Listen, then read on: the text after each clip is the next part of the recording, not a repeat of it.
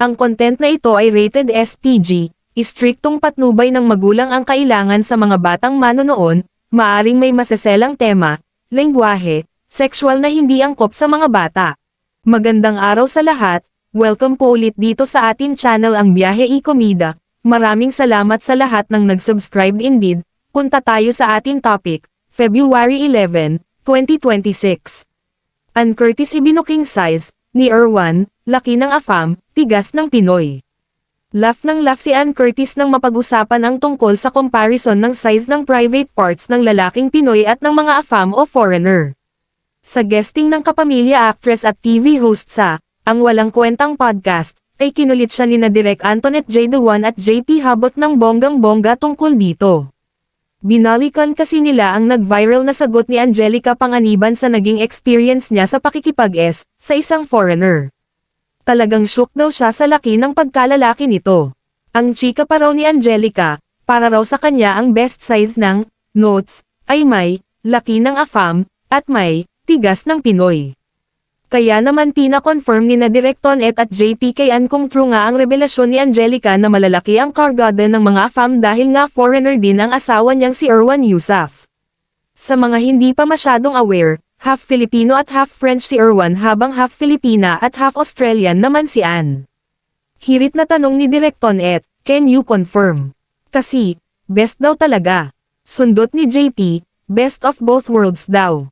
Kasi, merong laki ng AFAM at may tigas ng Pinoy. Kaya 'di ba, yung T** ng Pinoy talaga, yun yung best. At sinigundahan uli ng direktor ng, yung perfect, yung T** ng Pinoy, yung tigas ng Pinoy. Tas lagyan mo ng dugong AFAM, yung manaba-naba. Yan. Tawa lang ng tawa si Ann habang nakikinig sa dalawang host ng podcast. Hirit uli ni JP, pwede mo bang i-confirm? Sagot ni Ann na natatawa pa rin, ang masasabi ko lang, I can confirm.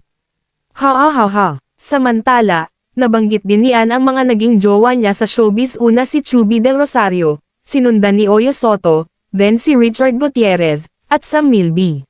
Ano ba si Erwan? Phil-am ba siya? Phil French. Phil French. Pwede na rin. Yes, I think Same. ano niya. Pasok. Confirm. Can you confirm? Kasi best daw talaga. Best Best yun! best of both worlds sabi daw. niya, yung the... Meron. So, Nakaganon ka! Italiano! Sigurista! Ano na, hindi ko maalala. sabi niya, best of both worlds daw. Kasi, meron nung laki nung AFAM at may tigas ng Pinoy. Ang masasabi ko lang, I can confirm. Panoorin ang buong video sa YouTube channel ng Ang Walang Kwentang Channel at mag-subscribe, i-click ang mga link sa description box. At yan ang ating latest showbiz chika update for today. Huwag kalimutan mag-subscribe, i-click ang notification bell for more showbiz chika updates at suportahan po ang ating Facebook page. Maraming salamat sa lahat ng nag-subscribe indeed, magandang buhay sa lahat, adios.